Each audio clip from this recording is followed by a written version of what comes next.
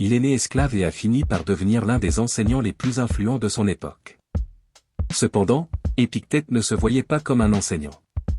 Il était avant tout un philosophe stoïcien, un homme en quête d'un type de connaissance très particulier, celle qui, lorsqu'elle est mise en pratique, permet de faire face aux inévitabilités et de surmonter les difficultés de la vie.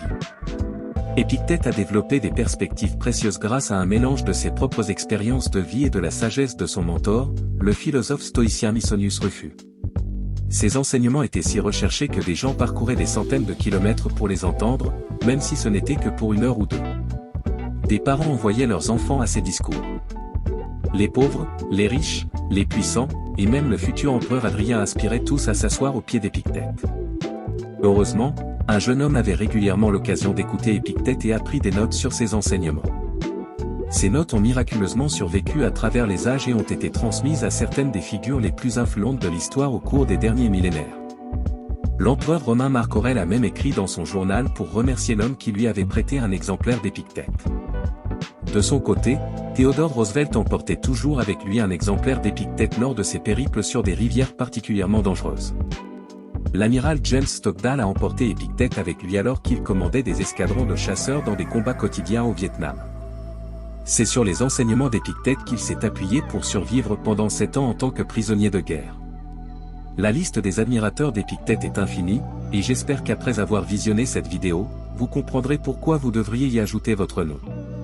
Épictète était véritablement l'une des personnes les plus sages et inspirantes de l'histoire. La première tâche que nous devons accomplir est celle-ci. Épictète a suggéré de diviser et de distinguer les choses en 2 catégories, d'une part, les éléments externes que je ne peux pas contrôler, et d'autre part, les choix que je fais concernant ce que je peux contrôler. Où puis-je trouver le bien et le mal en moi? Dans mes choix.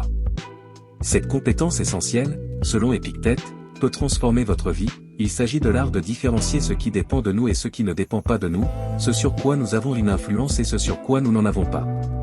Par exemple, si un vol est retardé à cause des conditions météorologiques, crier après un représentant de la compagnie aérienne ne mettra pas fin à la tempête. Aucun souhait ne vous fera grandir ou diminuer en taille, ni vous fera naître dans un autre pays. Peu importe combien vous essayez, vous ne pouvez pas faire en sorte que quelqu'un vous apprécie. En plus de tout ce temps passé à s'énerver. Se concentrer à crier après ces objets immuables représente un temps qui n'est pas consacré aux choses que nous pouvons réellement changer. Comme l'a souligné Épictète, tout ce que nous pouvons contrôler, ce sont les choix que nous faisons à cet instant précis, et cela s'applique également à vous. Faites l'effort de clarifier les aspects de votre journée qui sont sous votre contrôle et ceux qui ne le sont pas. Non seulement vous serez plus heureux, mais vous aurez aussi une perspective plus claire. Un avantage sur toutes les personnes qui ne prennent pas conscience qu'elles gaspillent leur temps dans des luttes impossibles à gagner. Ce ne sont pas les événements eux-mêmes qui perturbent les gens, a déclaré Épictète, mais plutôt leur jugement à leur sujet. Albert Ellis, l'une des figures les plus influentes de la psychologie moderne, a affirmé que cette idée a guidé le développement de la thérapie cognitivo-comportementale. Épictète soutenait que c'était le pouvoir le plus essentiel que nous possédions. Quelque chose se produit, mais nous choisissons de le considérer comme injuste, mauvais ou un échec. Une personne fait une remarque, et nous décidons qu'elle est offensante, présomptueuse ou impolie. Si quelqu'un réussit à vous provoquer, Épictète a dit qu'il est important de reconnaître que votre esprit est complice de cette provocation. Les événements sont objectifs, considérer qu'ils sont inacceptables n'est qu'une opinion, et vous avez toujours la possibilité de la modifier. Épictète a conseillé d'éliminer l'orgueil, car il est impossible d'apprendre ce que l'on pense déjà connaître. Épictète était toujours attentif et à l'écoute. Toujours en quête d'opportunités pour apprendre de tout le monde, et tout cela représente l'attitude que nous devons adopter chaque jour, que nous soyons parmi les meilleurs dans notre domaine ou que nous débutions. Peu importe. Chaque personne que nous rencontrons, chaque situation dans laquelle nous nous trouvons, chaque livre que nous lisons ou film que nous regardons constitue une occasion d'apprendre, de continuer à progresser et de faire un pas en avant sur le chemin du développement personnel. C'était l'une des questions favorites d'Épictète: comment avez-vous progressé? Nous répondons à cette question en nous concentrant sur ce que nous ne savons pas, sur les domaines où nous pouvons nous améliorer, plutôt qu'en nous félicitant pour nos réussites. L'homme véritable se révèle dans les moments difficiles, disait Épictète. Ainsi, lorsque des difficultés surviennent, pensez à vous comme à un lutteur face à un jeune adversaire coriace. Pourquoi? Pour vous transformer en un athlète de classe olympique. Nous pouvons percevoir les épreuves de différentes manières, comme des échecs, des injustices ou la fin d'une conversation. Nous pouvons dire que ce n'était clairement pas censé se passer ainsi, qu'ils ne veulent pas que je réussisse, alors pourquoi essayer? Ou bien nous avons le choix. Nous pouvons apprendre à voir les choses différemment, comme une opportunité d'apprendre la résistance, la patience, la résilience et la lutte. Cela devient une chance de prouver notre valeur face à l'adversité, qui renforce nos muscles, tout comme un partenaire d'entraînement. Épictète privilégiait cette dernière approche et est devenu, tant de son époque que de la nôtre, le symbole ultime de la capacité d'un être humain à surmonter des circonstances difficiles. Il a expliqué qu'il ne s'agissait pas d'accepter les épreuves ou de s'y résigner, mais de choisir de collaborer avec elles, de décider d'en tirer le meilleur parti et de considérer les difficultés comme une opportunité plutôt que comme un obstacle. Ainsi, nous pouvons transformer tout ce qui nous arrive en carburant et devenir meilleurs et plus forts grâce à nos expériences. Savez-vous vraiment ce que la philosophie apporte à l'humanité? Sénèque a un jour affirmé que la philosophie offre des conseils. Né à la charnière du premier millénaire, une époque marquée par la paranoïa et de violence, ainsi que de bouleversements politiques. Sénèque avait besoin de conseils, tout comme vous en avez besoin. Il lisait abondamment et a fini par découvrir une école de philosophie appelée stoïcisme, qui a été fondée en Grèce il y a seulement quelques siècles. Avant cela, dans les écrits des stoïciens, Sénèque découvrit ce qu'il cherchait, des conseils sur la manière de mener une vie vertueuse. Il commença rapidement à rédiger des lettres et des essais destinés à des membres de sa famille, à des amis et à de jeunes talents prometteurs, partageant ainsi la sagesse qui avait changé sa vie. Car rien ne me satisfera jamais, disait-il, peu importe à quel point c'est excellent ou bénéfique, si je dois garder cette connaissance pour moi-même. Aucun bien n'est agréable à posséder, affirma-t-il, sans amis avec qui le partager. Il écrivait qu'il y a plus de choses susceptibles de nous effrayer que de nous écraser. Nous souffrons davantage dans notre imagination que dans la réalité. La vie était pleine de souffrances. Il est né avec une maladie pulmonaire chronique et a vécu sous le règne des 5 premiers empereurs, chacun étant de plus en plus dérangé et viol que le précédent. Il a été exilé et a tout perdu à 2 reprises. Pourtant, malgré toutes ces épreuves, son conseil était que la seule chose dont nous devrions vraiment nous préoccuper, c'est de nos inquiétudes. Nous passons tant de temps à imaginer et à anticiper nos soucis que nous nous infligeons souvent plus de torture que ce que la situation elle-même ne pourrait jamais causer, et cela, bien sûr, si cela se produit réellement. La chose la plus importante à retenir sur la douleur et la souffrance, disait Sénèque, c'est qu'elles sont inévitables, elles ne peuvent pas être évitées. Ce que nous devons éviter, ce sont les prémonitions fantomatiques de ce qui pourrait ou non arriver. Au lieu de souffrir dans notre imagination, concentrez-vous sur ce qui est juste devant vous, restez ancré dans le présent et dans la réalité. L'excellence se fane sans adversaire, affirmait Sénèque. Tout comme le feu est l'épreuve de l'or, l'adversité est l'épreuve. Nous aspirons à vivre confortablement, à minimiser les désagréments, à ne pas avoir à faire ce que nous n'aimons pas, à trouver du plaisir là où nous le souhaitons et à ne jamais avoir à partir. Cependant, Sénèque a affirmé que cela constitue une sorte de piège mortel. Une personne qui n'a jamais été confrontée à des défis, disait-il, et qui obtient toujours ce qu'elle veut, est une figure tragique. Vous avez traversé la vie sans adversaire, affirma-t-il, personne ne peut vraiment savoir de quoi vous êtes capable, pas même vous. C'est pourquoi Sénèque insistait tant sur l'importance de l'adversité. Non seulement d'accepter les luttes que la vie nous impose, mais aussi de rechercher activement ces difficultés afin de devenir plus fort, meilleur et plus préparé chaque jour. Il a souligné que nous devrions chercher à nous challenger, faire des choix qui nous poussent à progresser plutôt que de nous laisser atrophier. Lorsque nous traversons des moments difficiles, nous devrions être reconnaissants pour l'opportunité que cela nous offre de réaliser notre plein potentiel. Entourez-vous de personnes qui vous aideront à devenir un meilleur homme, disait Sénèque. Accueillez ce que vous pouvez vous-même améliorer.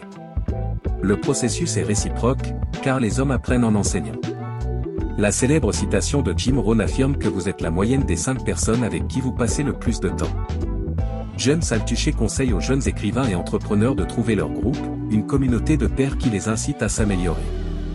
Mais la maxime de Goethe est encore plus pertinente, dis-moi avec qui tu traînes, et je te dirai qui tu es. Sénèque a précisé que si nous devons être particulièrement attentifs à quelque chose, c'est bien aux personnes qui nous entourent. Je ne ramène jamais chez moi le même caractère que celui que j'ai emporté, affirma-t-il. Personne ne peut interagir avec nous sans laisser une empreinte de son caractère ou sans nous influencer inconsciemment. Nous devons donc réfléchir aux personnes que nous laissons entrer dans nos vies. Il est essentiel de ne pas craindre de couper les liens avec des anciens environnements ou relations lorsqu'il est clair qu'ils ne nous apportent plus de bénéfices.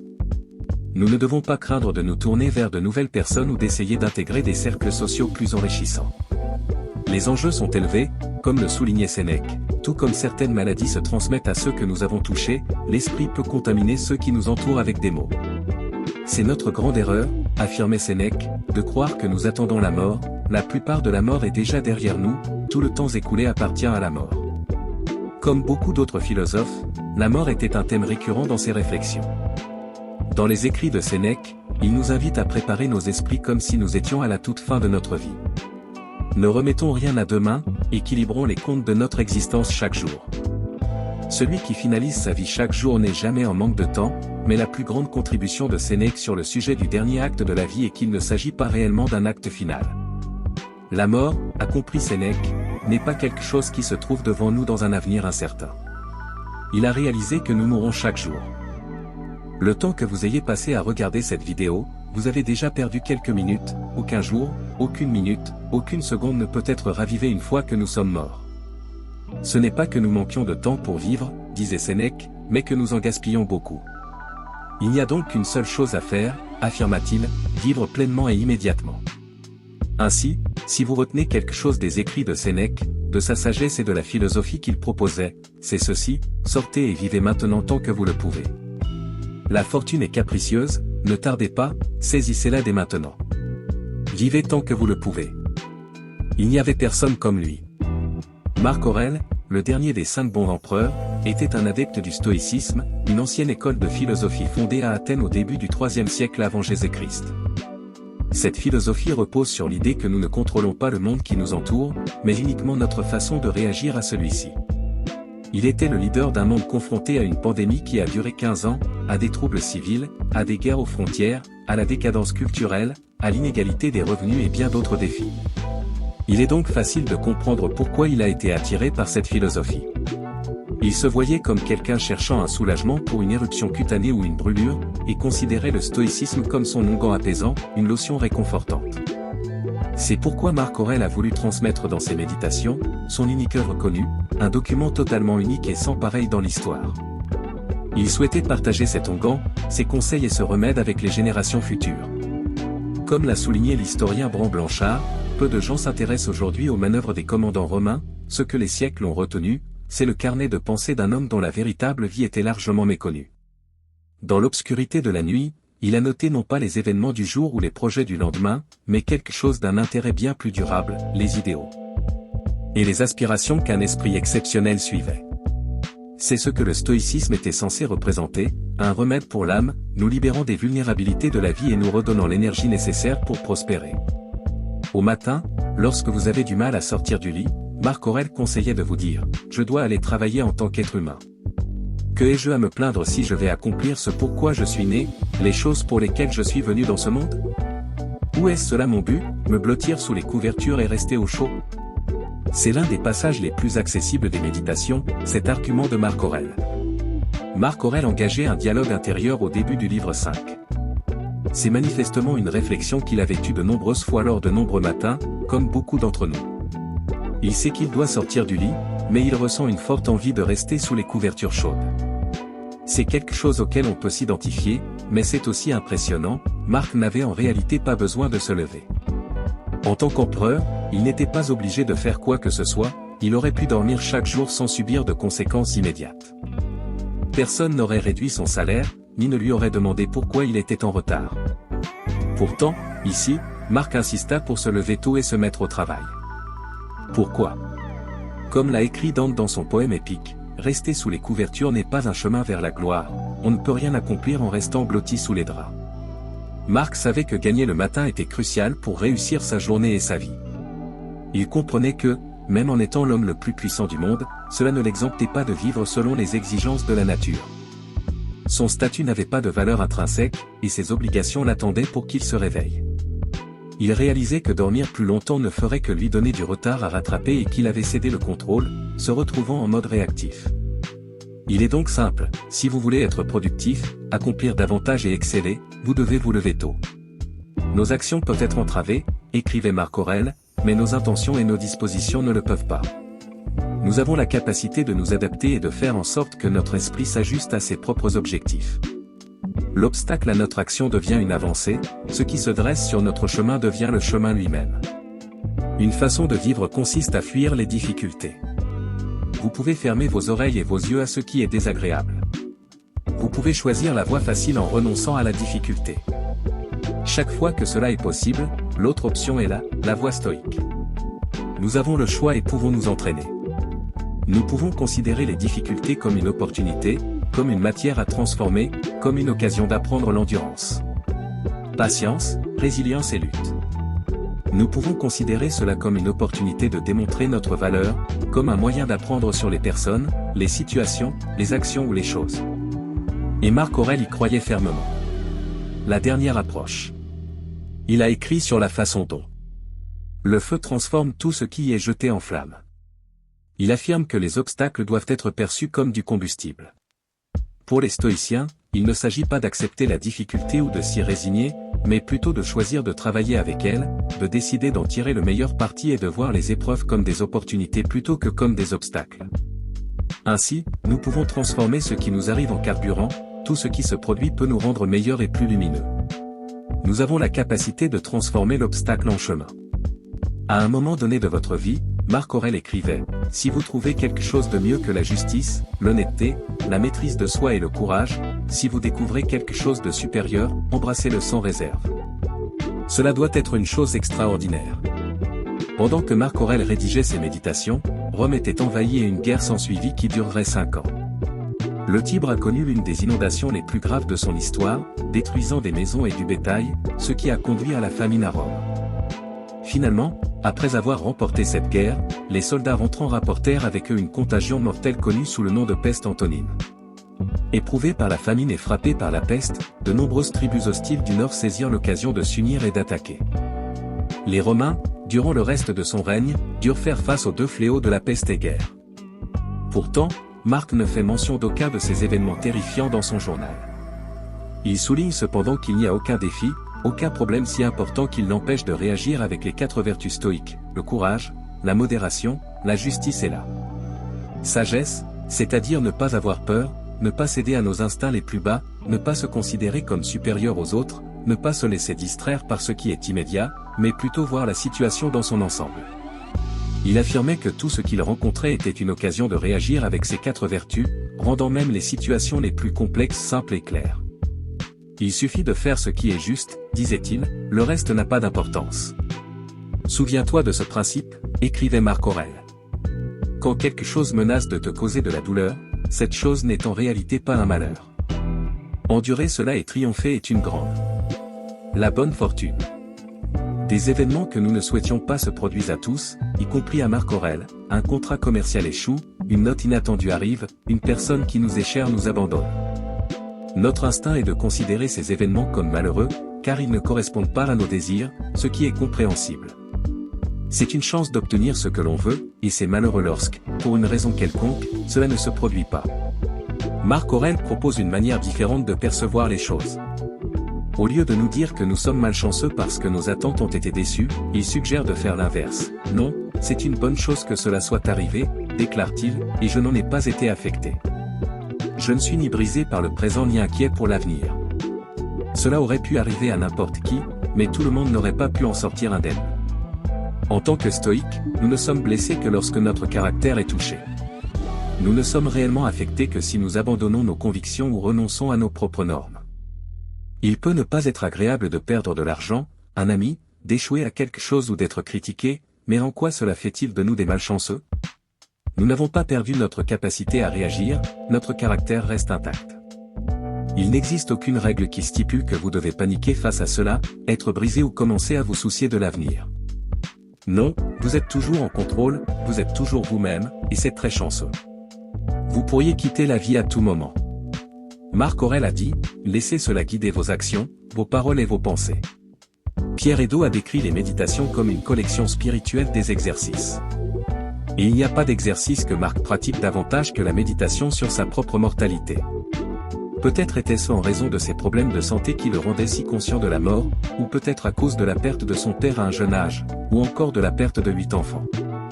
Peut-être était-ce la peste antonine, qui a causé la mort de 10 à 18 millions de personnes.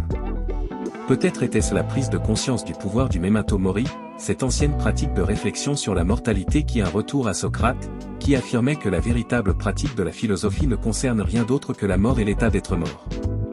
La plupart des gens rejettent l'idée du memento mori que Marc Aurèle évoquait, la considérant comme morbide ou sombre. Ils préfèrent éviter de penser à la mort, car c'est désagréable, effrayant et triste.